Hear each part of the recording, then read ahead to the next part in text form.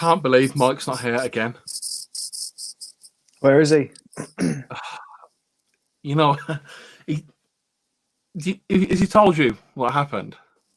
Bits, but I'm excited to hear the full story. The full story, right? Okay. Yeah, come on. This isn't even the thing with the. What was that, with Rob? The police and the old ladies. It wasn't the thing with the police and the old ladies. It involved the yeah. police. It involved the police. So he asked us to play it off and not tell you guys this, but we're not going to hold back. So we all know that Mike goes and does photography and goes through his hour, walk every day and whatnot.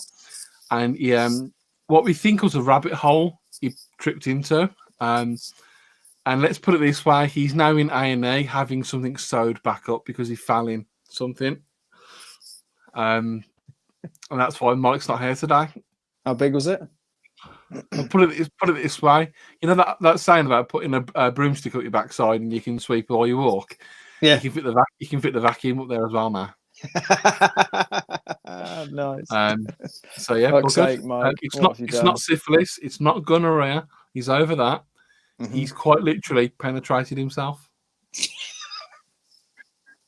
Did he sound happy? Did he sound happy on the phone? I think. Well, the first phone call, he was in a lot of pain. He didn't know what to do. He was really embarrassed. And obviously, he didn't know what part of the park he was in, so the ambulance couldn't find him.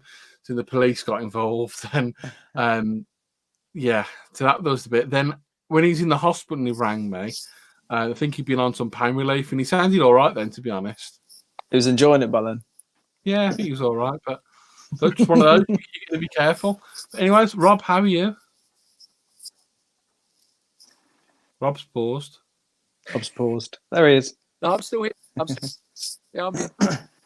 I'm intrigued by this story now. It's fascinating. You know what? I think we should leave it there because he asked me not to, and I don't want to embarrass him too much. Right, can I tell you a funny story? That reminds me of a funny story that I experienced some years ago. Can I fill you in? Yes, please do.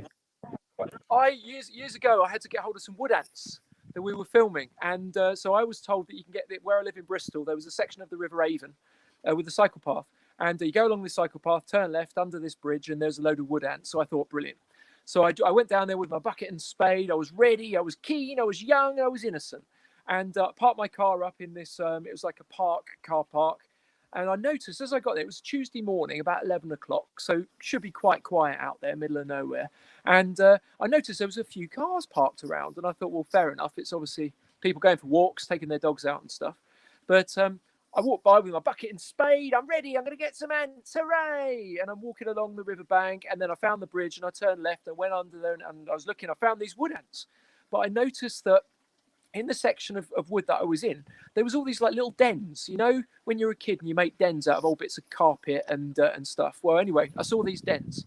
And I thought, well, it's obviously kids and stuff. And then I noticed next to some of the dens and stuff, there was bits of wood and people had actually written messages. Meet me here at 10 o'clock. Monday with a mobile number. Meet me here 4:30 Friday afternoon, mobile number. And then the penny dropped that possibly this might not be kids, but it certainly does seem to be people who'd like to play. And so I'm there, gulp, oh my goodness, where have I come to? And anyway, got my bucket of ants and I was walking back to my car. And as I walked back through the car park, I was looking at these cars, and sure enough, there was lots of single blokes sitting in these cars, watching this little innocent chap walking along, going back to his car. And it was horrible. But I was like, look, I've got a bucket of ants and spade. I'm innocent. Unlike you lot. Anyway. Good evening and happy Wednesday, everybody. That reminds me of Christmas Day, just gone. So by my house, there's this kind of like dual carriageway which goes into West Bromwich. And there's a big lay-by lane. And in the daytime, there's a calf there, like a pull-up calf trailer thing. And at the back of that, there's a bit of forest. Now, I've never, ever been to this forest. But if you go down past this lay-by lane every single night... Not officially, anyway. Well, yeah. And there's loads and loads of cars parked up. And it's like, no matter if it's like 6 o'clock in the afternoon or 6 o'clock in the morning or whenever, they're always there. So I thought, it's Christmas Day. There's no cars there. I'm going to go have a look. I shouldn't have done that. As I'm walking through this little bit of woodland, I'm seeing little bottles and sachets of lube, condoms, and other stuff. Hoss so was like, yes. I got my I'm in. phone out and I googled it, and it's one of the hot spots for gay truckers in Birmingham. Yeah, You know, when you No just way. wish that inquisitive mind just wouldn't. yeah, You, Should you're we just should not. we talk should we talk about herps, everybody? yeah. That's a good Herps. idea. I like Rep- it. Can we use the word reptiles, not herps? Because like Not herpes, as opposed to herps. Or yeah, you're Yeah. right. Reptiles. Does that Reptiles. bring back some bad memories, Hoss? I've no comment. Oh. They didn't use lube, did they? I don't like Christmas anymore. Right, okay. So, anyways, I know you're still working, aren't you, Rob? At the moment, you've not been furloughed, and you're still out and about. I'm not. We just started a new job at the BBC, a big, exciting project that I can't actually talk about at the moment because it launched as such. So I'm not allowed to talk about it, but it's unbelievably exciting and yeah, as I can say. But I'll tell you as soon as I know any more. I think we should be the first to know, personally. I think I promise you, Rob. You'll be first to know. I think Rob needs to go slightly towards his house a little bit. Yeah, just a tiny bit. just a couple of foot. Your signal, really? Am I your signal jumps around a little bit, dude. I think the problem as well is, unfortunately, it's not just the signal. It's our where we live out here in the sticks. Look, that's the sticks out there. That's nice. Nothing out here. We hear about you guys. You know, we're in the sticks. We're country folk out here, but we hear about you guys and your fibre broadband. We ain't got nothing like that. All we've got is the old copper cables along the road from the old telegraph wires. So our internet's awful. Well, I'm guessing your kids' arms are hurting, winding it up, aren't they, at the moment? All the time. And the fact that I'm here talking to you now means that I'm not driving them in there. So. Okay, so but what have you got in the background? You can see if I point. Hang on. Right, see that white building covered in wisteria? Yeah. That's the animal shed. That's the hot room. If I then point out, look, I'm some sort of weather vane. That's weird. Right, there's the shed. There's the animal shed. Beyond it is the greenhouse, and beyond that is the enclosures. My only concern is if I walk out there and talk to you about stuff, and we have a bit of a look, is that I might lose us a bit. Which is a bit of a pain. Yeah. Well, we could have a try though if we walk slowly. Definitely. Okay. Cruel. Do you want to have a go? See how far you can get.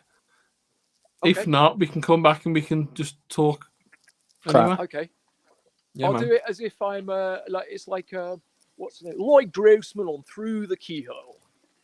Come over here to this garden where we've got this big white shed, and over here we've got greenhouses, but they're not containing tomatoes. And over here we've got the outdoor areas which are not containing cucumbers. Have you still got whatever he's cucumbers? on? I want some. Yeah. It's called life, sir. Can you still hear me all right? Yeah. We're all good. Wicked. Okay. Well, I'll bring you here. We're about as far out as we need to go. Look, if I hold you up high, look, that is my outdoor enclosures. That's cool. Out here. So what are in these then? What's that? So what are in these then? Are you still there? Yeah, we're still here. You're on the single. Oh, brilliant. There we go. Right, you can see my outdoor enclosures. Yeah. Thus, but this is where I raise all of my temperate species. So a lot of the European species of lizard live out here. Plus, we've got European pond tortoises and Herman's tortoises as well. The biggest difference with the way that I keep stuff is that everything lives outside permanently all year. Nothing goes out for the summer or goes in for the winter or anything like that. Everything lives here. This is my animal in situ. So all of these enclosures, they're all what's known as UV transmitting acrylic. So they let the UV light through, which of course is essential for lizards particularly. The base of them goes all the way down into the ground, probably about 40 centimeters to stop the lizards burrowing out, but also to stop animals getting in. And so these there's there's a whole array of species in here. There's sand lizards, Russian sands, eyed lizards, green lizards, and it's just that's one big is that one big enclosure? Is it? No, there's 8 separate ones. Oh, okay, okay. It's all separate enclosures. So this one here, for example, if I go high, so you can see. Oops, Daisy. Hang on, just trying to frame up for you. There we go. So that, for example, has got sand lizards in it. And it's just a shame that it's sort of 7:15 on a cold, wet night because there's nothing out. But Yeah. if you've been here a couple of days ago when it was gorgeous and sunny, it's absolutely teeming.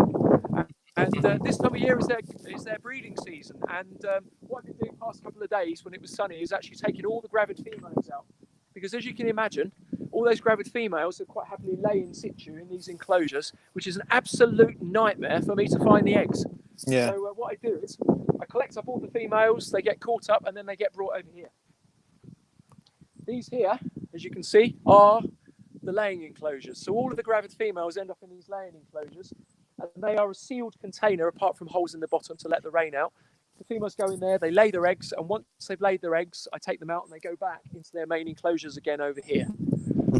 So let me so this is, as I say, that's the laying end. These are the main outdoor enclosures where everything lives throughout the year. I'll take you into the greenhouse now. Can you still see me and hear me okay? Yep, all Yeah, good. Wunderbar, wunderbar. Right, okay, here we go. I'll do a quick rotate so you can see everything. This is my greenhouse. And as you can see, I'm completely and utterly surrounded by mesh cages made by the lizard guru himself, Mr. Terry Thatcher. So I bought these from Terry many, many years ago. And again, what you'll see as well is we're in a greenhouse. I made it all by myself, completely with my own bare hands. And it's completely lined, as you can see, in the UV transmitting acrylic, which is absolutely essential to allow the UV through, but also then creating this sort of thermal gradient, this thermal difference of getting it a little bit warmer. So out there, we've got the outdoor enclosures, which are for lizards and so on, that are maintained permanently out there 12 months of the year. And they're fully exposed to all the elements, the snow, the heat, everything. In here in the greenhouse, it's that much more insulated. It's that much warmer as created by the acrylic. And the species I've got in here, they generally like it a little bit warmer, probably not as wet, not as damp. And so what we've got in all of these cages are more lacertas, but there's also agamas in here as well, like painted dragons, and also the Israeli painted dragons as well, which are absolutely stunning. And people often keep them indoors like bearded dragons. But I say no, that the climate down there in Israel where they occur is on par if you raise them in a greenhouse. So again, they are raised in situ in my greenhouse 12 months of the year. Everything that lives in here lives out here all the time. There is nothing goes indoors. Everything lives here the whole time. It's just a shame.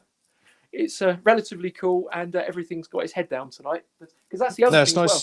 It's nice to see all the outdoor enclosures, though, either way, to be fair. Thank you.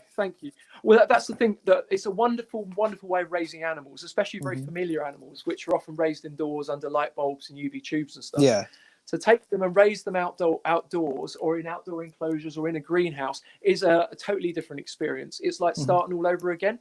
For one, it's considerably easier than raising them indoors because you haven't got to worry about light bulbs or timers or anything like that. Everything out here in the summer, when the sun comes up, when the sun goes down, that's activity, that's your heat and that's your light.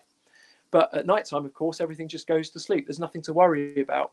Outside as well, things tend to grow more slowly and they eat less food, which is brilliant because it means your insect bill is a lot lower than it would be normally. And of course, there's no electricity bills. And all I've got in here, actually, I've got a misting system that runs around the top. And that's mainly for the plants. It's not really for the lizards because they've all got water bowls. But let's have a look, see if anyone's out. Alas not. This is down here on the floor. This is a, if I go over the top, this is where Lordakia lives, which is a painted dragon from Egypt. And actually down here, if I take you down there, there is a tortoise buried down in the soil, asleep. And here, you might be able to see him, is a very handsome male-eyed lizard. Can you see him? He's very nice. There he is. He's tongue flicking at you there. There he is. So he's born and raised out here. Never been indoors in his life. And that's the key with raising animals outside. You can't just get your pet eyed lizard or your pet agama or something and then say, oh, I've had enough of it indoors, I'm going to stick it outside. That will lead to 100% failure. And there's a very simple reason for that. It's because reptiles, right from a very early age, right from the day that they're born, they are immediately learning their habitat. They're learning the air pressure. They're learning the temperature. They're starting to cycle. They're starting to learn and take on board in their physiology the conditions with which they are going to survive. So an animal that's been raised indoors, for example, is used to daily light and heat coming off a light bulb, for example. And then in the winter, it will obviously drop a little bit, that you may find that some people don't brumate them or something like that. They'll just leave them, they just leave them on all the year. Now, whereas outside, we, of course, experience far more extremes, and particularly in the winter. So in order to raise animals successfully outside, you must do what I call raising in situ, right from the first year that they're born. Like as I say, I've got a lot of eggs about to be laid very soon. Once they're laid, they go in the incubator. When the babies hatch, middle to the end of the summer, they are either raised in my shed for the first week or so, first couple of weeks to put a bit of weight on them, get them going. Then they all come outside. Yeah. Okay, so Are you there? say for it, your audio's coming through, but your video's froze just a touch. You're back now. All good. Hello. Are you So, back? so yeah, we're all good. So say for instance, I had I don't know, a eyed lizard or something, and it was 2-3 years old. Would you, if you wanted to keep them outside, is that a complete no go for you because it's an older animal, or could you gradually introduce it? Personally, I wouldn't do it. You could do it gradually, for example, because you've got to literally close your eyes and picture yourself as that animal. Now, and you've got to think about what the animal has experienced in its life with you raising it. If it's been used to regular heating and lighting and a certain humidity and a certain air pressure, then by taking it out of that situation and then placing it outside in Britain particularly, it's generally cooler and damper, and the air pressure is different as well. Yeah. So that animal, as far as it's concerned, it's gone from a continuous summer indoors under artificial conditions. By sticking it outside, even on a lovely sunny day, relatively speaking, that is probably cooler and damper than what it's used to.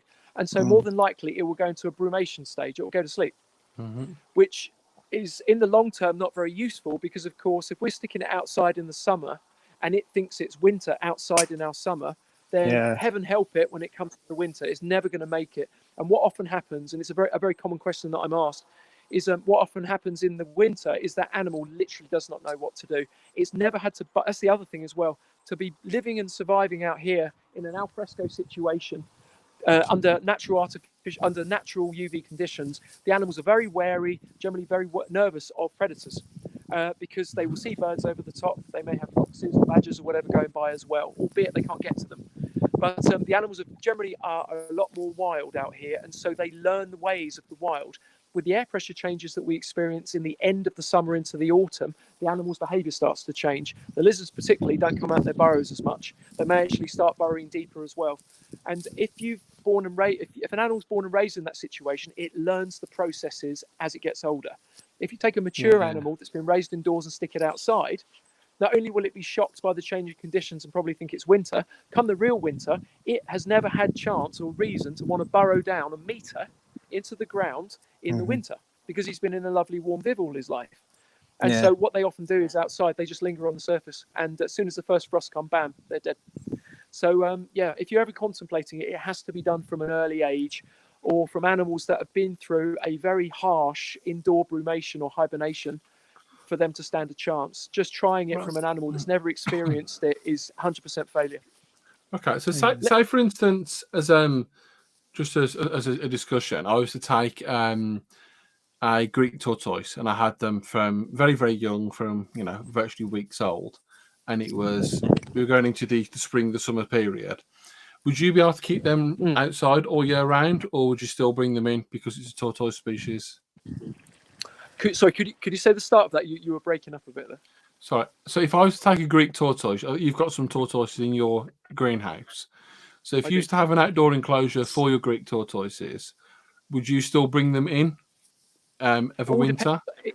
It's exactly the same as the lizards, snakes, frogs, toads, anything like that. If it's a temperate animal, you have to think about where they've come from in terms of the artificial raising they've experienced, or in this case, the relatively natural experience that they've been through. And then you've got to gauge the relative difference between what they're used to and what they're about to go through. If what they're about to go through is so drastic that it's going to completely throw them in terms of knowing summer or winter, then it's probably best not do it. But let me go back in the greenhouse again, because as you're on the subjects of tortoises, hang on, I'll show you an example. Right down here, in this enclosure here, I've got, hang on, let me hang this. There's lots of baby tortoises in here, but they've all burrowed. Hang on, there's one here. Hang on. Oh, there's one.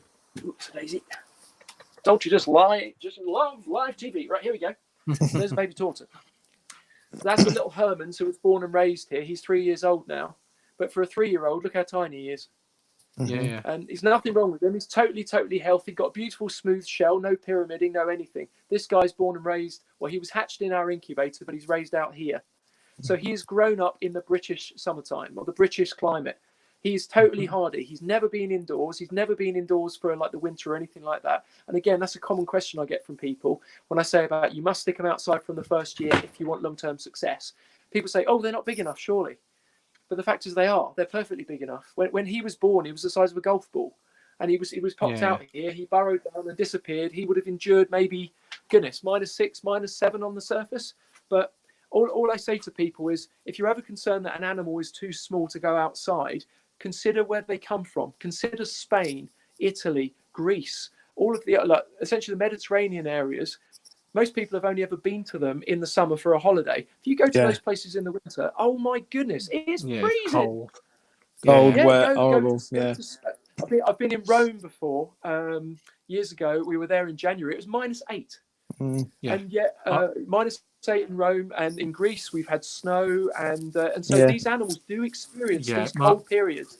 And the other thing as well is the babies, they don't get packed up and go on holiday somewhere when they're first born. They experience exactly the same conditions as the adults.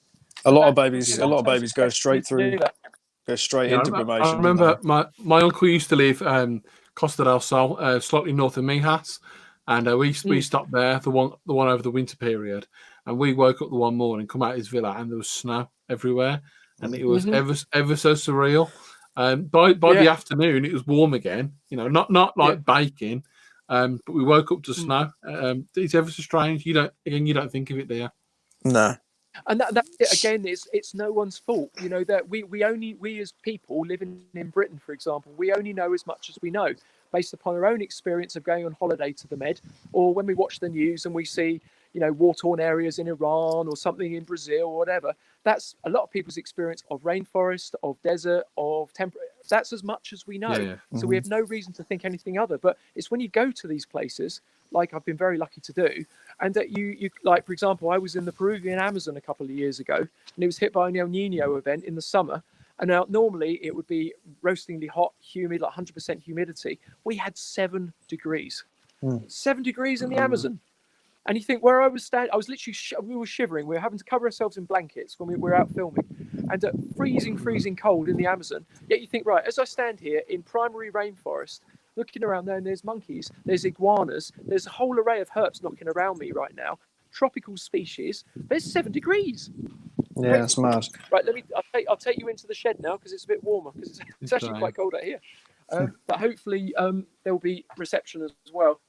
So this is my tropical shed. Can you still see me all right? Yeah. Cool. Okay, well let me show you. There you go. This is the tropical room. And I've left the lights on for you guys so you can see a few bits. I'll show you down here. Can you see that chap there? Mm-hmm. Yeah. That's a male. That's a collared. A collared lizard. Yeah, a golden-headed collared lizard. Nice. Which I found them in the wild in Utah not those particular ones, but I found those ones in Utah a few years ago. And what I was really impressed with was just how freezing cold the desert that they came from is. I was out there at the end of April, May, and we still had snow on the ground, and trying to find them was a nightmare. Yet, as an animal that's kept in captivity quite regularly, people assume, oh, they're from the deserts, it's hot all the time. No way. It's some areas where they occur is really cold. So if you want long-term success with them, you must brumate them. You must put them through this cold cycle in the winter. Otherwise, they simply don't make it. Even night times in the desert is cold, isn't it? Totally, because it's such an exposed environment. Again, in the day, don't get me wrong, it gets blazing hot. But at night and in the winter, it gets very cold. It's the same in North Africa. In Egypt, in the Northern Sahara, where a lot of the imported species come in from, things like Berber skinks, June geckos, and bits and bobs like that, it gets jolly cold at night and also in the winter. Like, for example, Moorish geckos. You see Moorish geckos as pets quite a bit. They go through a really cold winter, and like barrel skinks, ocellated skinks, they all go through a really cold winter. So it's something to consider.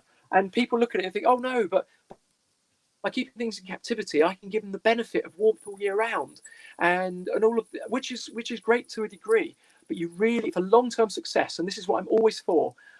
Breeding an animal to me is not long-term success. That's breeding an animal once. Long-term success is constant maintenance of an animal over multi-generations. That means you're doing something right. breeding it once is not long-term success. That's just a fantastic start. Mhm. But long-term success is then taking those babies, raising them to adulthood, getting them to courts, getting them to breed, and go on from there. That is success. And it's particularly important with temperate species that you have to follow what they go through in the wild. So in the wild, if they go through a cold, dormant period, you must do it for them, because keeping them warm in the winter won't do them any favors. It'll essentially stop them breeding, because you think in their evolution, they've evolved to those conditions. They have changed, their physiology has changed to go dormant in the winter and then to be active, get this sudden bloom of hormones in the spring and the summer to make them breed. A bit like when we hear the birds singing in the garden in the springtime. A lot of temperate species of reptile are exactly the same. And if you don't put them through that and give that hormone cascade, as I've called it, this cascade of positive hormones they experience in the spring following the winter, they won't come into breeding condition and they will not breed. Phew, I'm tired. Yeah, that's good. Let me show you. So this is a bit warmer in here. So as I say, I've got these sort of semi-temperate species like the collards. Got a lot of different chaps down here. There's more collards down here as well. There's red ackies, the true red Acanthoneurus monitors. More collards over there. These are my laying containers for various species as well. Which when the females are gravid, again, I take them out like I do outside and I put them in here to lay. All around us as well, we've got tubs and tubs of hognose snakes, mandarin rats. And at the end here, we've got, this is my rhino rat enclosure, which is there's a rhino rat going along there. And they're actually, everything's breeding at the minute. Everything's in breeding condition. And the rhino rats are doing their best, like they do every year, to trash the enclosure because they're so active. Typical rat snakes. Yeah, well, they're generally really passive. They just sit there and bask most of the time and hang around and eat. Just make a mess. Yeah, but this time, normally, if I hold you there, that enclosure normally is absolutely filled with a beautiful Swiss cheese plant. But at the minute, the poor old Swiss cheese is smashed to the floor, simply because there's two pairs in there. And the males, they spar. They do the beautiful sparring posturing, and they actually bite each other in the process of sparring. And then once they got over their sparring, they of course caught the females, and that totally flattens all the foliage. Yeah. But Mr. Swiss cheese plant is quite used to that. Once that's over in a month or so's time, the plant will start growing again, and everything's cool. What else can I show you? We've got here. If I slide this door, there is a very hang on. If you can see, there's an unbelievably gravid conehead iguana. Can you see it? Yeah. There she is. She's looking very, very fat, looking very pert, and she's ready to pop. So she'll be laying on the floor at some stage. And yeah, all the there's a conehead right there, actually pointing right towards you. And yes, and they're again, despite them being a tropical species, they're from Central America. They're come from Mexico. They're from a highland forest. Again, it's relatively temperate up there. As much as it is rainforest, it is a temperate rainforest. And at the highlands especially, it's beautiful and hot and humid in the summer, but in the winter the temperature drops. And so these guys, they go through a brumation like everything else out here. Everything that's in here, despite it being relatively tropical, is hot and humid. Like, for example, here's our maximum minimum thermometer. We've had today, what have we had? It's 29 degrees at the minute. We've had 35 degrees peaking, and then it's still dropping to 19. In the winter, the average air temperature in here is 12 degrees, and it drops down to, I think the lowest I've had is 4 degrees C. But again, so how are you controlling the heating in that room then? It's purely ambient heat from either T5s. There's mega rays and there's solar active bulbs, and there's heat mats under the snakes. But in the winter, I turn all the heat mats off because I want the temperatures to drop in here. I want to, and again, it's the same with all tropical or temperate species. You've got to create a change in gradient over the year. If you want a change in behaviour, and going from a period of inactivity to a period of activity and breeding, hopefully, you need to change the cycle. You need variation in that cycle, whether it be a tropical or a temperate species. And the way to learn that cycle and understand it is do your research. Go on the internet. If you put in a specific location where you know that animal occurs, if, for example, I'll say Port Hedland in Northern Australia. If I put Port Hedland climate, I can find climate charts for that specific location, and it will tell me rainfall, and it will tell me how the temperature varies, the minimum, maximum over the course of the year, over the months. And it will show you if there's a noticeable difference between the winter and the summer, or the rainy season and the dry season. If you then emulate that in captivity, Bob's your uncle. Suddenly, the animal that's difficult to breed just kicks off and does it all by itself. Well, yeah, I think it's the old story about bearded dragons, isn't it? years ago, they couldn't get him to breathe for anything. All of a sudden, we have a thermostat that can maintain that high temperature, and well, we can't stop them now, can we? No, Again, they're thinking about very common. what they actually, the temperatures they get to, and again, the fluctuation. You know what I mean? It's not 35, 40 degrees all day long. The nights are quite No. cold in some of the areas. And it comes down to what I think about is common sense. Is that these days we're so guided by advice from other people or from books, or most often these days off care sheets off the internet. That's all well and good, and it will lead to a degree of success, particularly with many sort of relatively common species. But I will always say to everybody, try if you can to do your own research. If you want long-term success, not just one breeding, but multiple breedings, multiple generations over a long period of time, you need to do your research. You need to understand what your animal genuinely needs in its conditions. You can't assume that we humans know better than nature. So ultimately, you need to emulate nature for long-term success. Like those green lizards I've got outside, one of those particular types of green lizard, I've had that lineage since 1994. Yeah.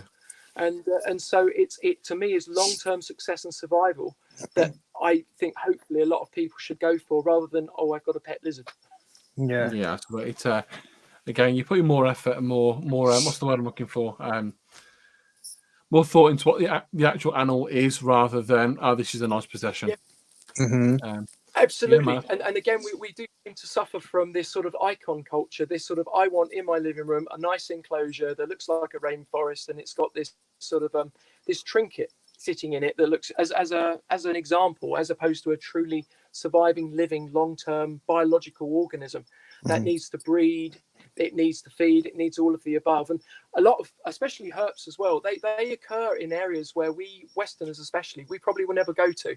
And so there's very little that we can actually understand and empathize with these animals, because we simply live 1,000 miles away from where they occur.